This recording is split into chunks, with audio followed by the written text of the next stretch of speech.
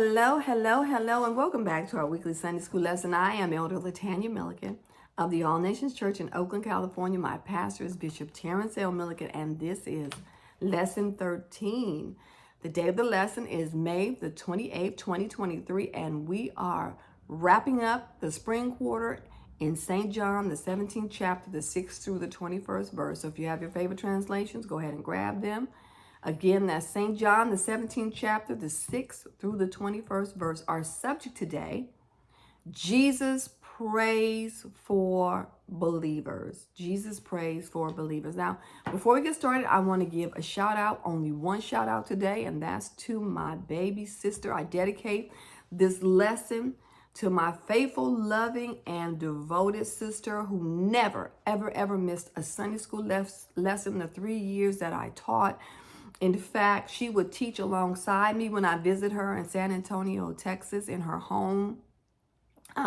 Last Sunday, I got a call at 7 o'clock in the morning that she had passed from earth to glory. Her last words was Jesus, Jesus, Jesus, and now she's in the bosom of Jesus. She has transitioned and gone home, and so hit us very hard. And so I want to just thank everyone for your kind well wishes, the cards, the text messages, oh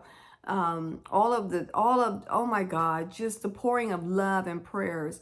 I'm for the family. Thank you so much. Carla was a gift to me. She was always there when I needed her. She was my little sister, my best friend, my confidant, my accountability partner. I would tell everyone needs a Carla. Everyone needs a Carla in their life. And I would always say, a day without Carla is like a day without sunshine, because we would just talk every day. She again was a gift to me. And I just thank God right now for the gift that he gave me and the time that he gave to us, all of us. Because not only was she that to me, but she was that to others. She really was a beautiful soul, a beautiful soul. So again, I'll be traveling to San Antonio, Texas in a few days. We're going to lay her to rest there. Well, actually, we're going to have funeral services there, and then we're going to bring her body back home here to California. But again, thank you. Thank you for the pouring out of your love and prayers, and I thank you. I thank you. I thank you. So let's get to our Sunday school lesson. I'm trying to get through this as much as I can. It's a great lesson as we wrap up the quarter. So let me just set it up. So our lesson today, Jesus prays for the believers. The setting is in Jerusalem.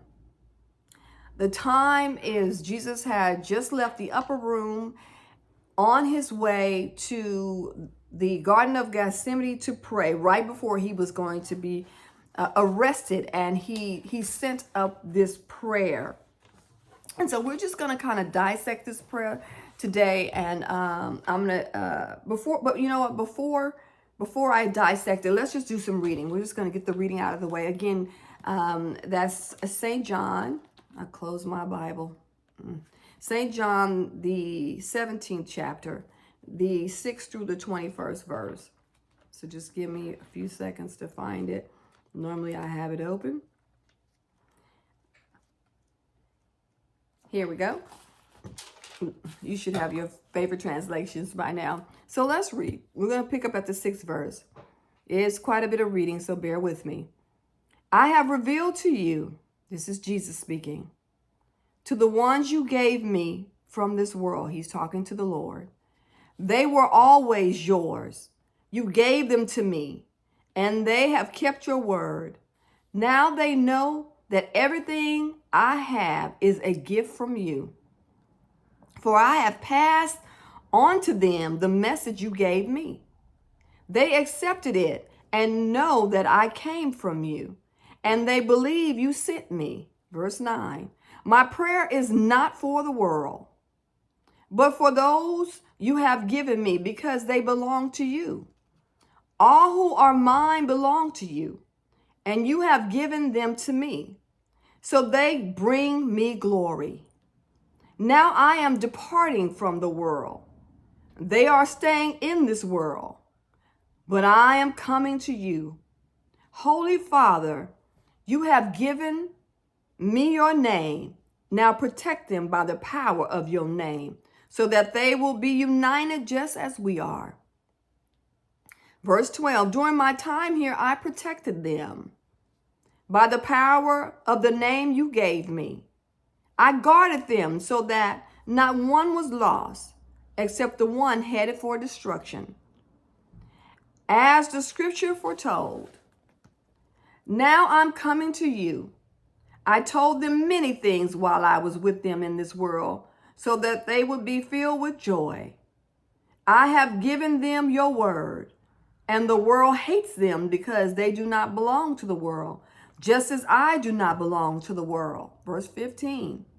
I'm asking you to take them out of, I'm not asking you, that's important, I'm sorry. I am not asking you to take them out of the world, but to keep them safe from the evil one. They do not belong to this world any more than I do. Make them holy by your truth. Teach them your word, which is truth. Just as you sent me into the world, I'm sending them into the world. And I give myself as a holy sacrifice for them, so that they can be made holy by your truth. Verse 20. I am praying not only for these disciples, but also for all who will ever believe in me through their message. I pray that they will all be one, just as you and I are one. You are in me, Father, and I am in you, and may they be in us, so that the world will believe you sent me. Amen. That's the reading of our word. So let's talk about this prayer. As Jesus begins this prayer, he begins with God, asking God to glorify him. And what does glorify mean? Glorify means to acknowledge, to reveal the majesty and the splendor of one action. So Jesus is asking God to glorify him, so that they can see, and so that his majesty, his splendor, and the things that he's done can be revealed through him. And so if Jesus is glorified, then the Father is glorified. And so Jesus is asking that the Father to glorify him, so that the Father would be glorified. And so when you look at this, for me, Jesus is asking the Lord to glorify him so that he can glorify the Father. They have such a beautiful relationship. Jesus is wanting his Father to be glorified, wanting his Father to be recognized and understood. So Jesus is doing all of this to reconnect us so that we can understand who the Father is. Jesus here is selfless and doing this so that we can understand the Father. So the Father has with the Son, and so Jesus is pointing to God. It's not about him. He's saying, I want them to see me so that they can see you. So he goes on to talk about Jesus wanted them to recognize and to reveal God's nature and his character through the things that he said and through the things that he did. So he talks a lot about, in this prayer, his words. And so he says next, they kept my word, talking about the disciples. They kept the word. And when Jesus was praying about them keeping the word, because Jesus has shared the word with the disciples, and he's telling the Father, and they kept the word. He's saying they're not perfect, but they were obedient. And all of them were obedient, with the exception of the one, which was Judas, who was predestined to be lost. But the disciples at this point had an understanding. They had an understanding that everything that Jesus had came from the Father. All of the words and the power that Jesus had came from the Father. So the word he gave them came from God. He came from the Father, and they understood that the Father had sent them, had sent Jesus. And Jesus had compassion on the world, but he's saying in his prayer, as we transition over, he's saying in his prayer, I'm not praying for the world. And it's not like he didn't have compassion for the world, but he's praying for those disciples that are getting ready to face some opposition. So they were the ones God had gave him, and they belonged to both Jesus, but originally they belonged to the Lord. So they were the ones God gave him, and they belonged to both Jesus and God. So they would be the ones they would be the ones to glorify the Lord. Okay, let me just make this plain. Okay. So the Lord had given the disciples to Jesus. Jesus gave what the Father gave him to the disciples. And as Jesus was glorifying the Father, the disciples would eventually glorify Jesus as they would share the word that Jesus gave them. And so this is what Jesus is praying. And this is what Jesus is saying. Because he was getting ready to leave them. Jesus was leaving within a couple of maybe a day or two, within hours. He was getting ready to be arrested. And then after arrested, if you've been on this journey with me, you know the story. He was arrested, then he went to trial. And after trial, they sentenced him, and then he was crucified. It all happened so fast. And so he's now praying for them because he knows he's getting ready to leave. So he asked the Father to keep them and to preserve their unity, to make them one as they were one. Why? How is it that Jesus and the Father was one? They were one in their mission, one in their love, one in their unity. Jesus came to do the will of the Father. He did not deviate. And he glorified the Father. And they were one. They were united. This is what Jesus desires for us as well. And so he went on to ask the Father to keep them and to preserve them, to make them one, and to keep them from evil. So what evil are we talking about? He's talking about Satan. He said, I protected them while I had them, while I was teaching them, while we did ministry for 3 years. I protected them from evil, from the evil one. Now, Lord, I'm leaving. I'm coming to you. I'm excited about coming to you. But as I come to you, I'm leaving them. And it's your will that they stay here in the world. And as they stay here in the world, I'm asking you to protect them from the evil one. And so Jesus goes on to ask, give them joy. Give them joy, for he would soon experience a joy of coming back to his Father. And I think about, this is going to be really difficult to say.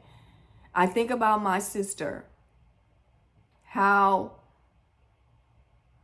happy she must be.